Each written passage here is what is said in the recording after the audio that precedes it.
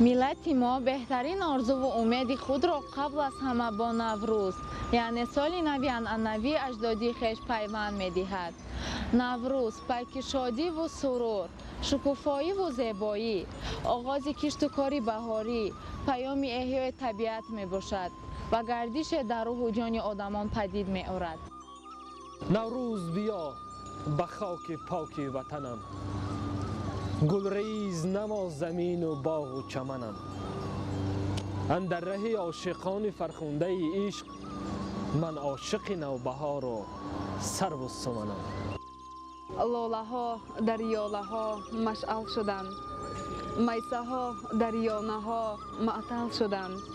کوزه در بر دختران آتشک، بر سر سرچشمه ها معطل شدند. رود با دیوار سنگین در ستیز، کاکلان بید مجنون ریز ریز. باد زلفین درم را میزند، گویدم از خانه سردت گریز.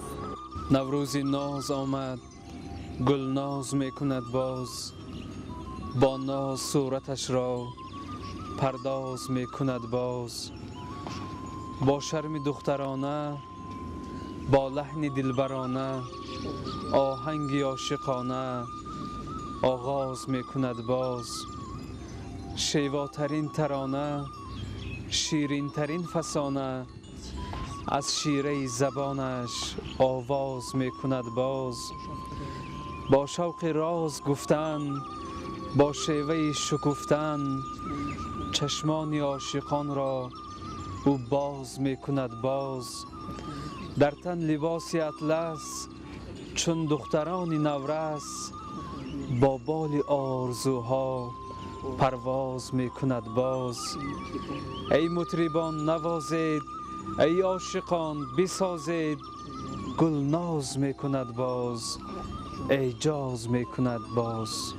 نوروز دلافروز امروزها در سراسر دیار بیشتاسا و زیبامنظر تاجیکان دامن گسترده است. چه خوش است هوای عطرآگین نوروز وطن، یک سو سبزه تر دمیده و جای دیگر گلفشان شده.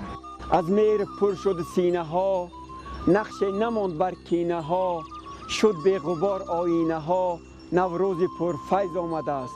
یک جشن کهن آمد، با شعر و سخن آمد.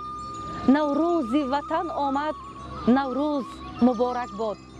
این شعر و سخن را بین، شاهی و چکن را بین، بشکفته چمن را بین، نوروز مبارک باد.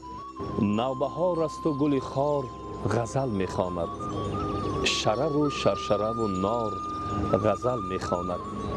سردی جان و تن و غصه هجران پدرود، وصل از دولت دیدار غزل میخواند.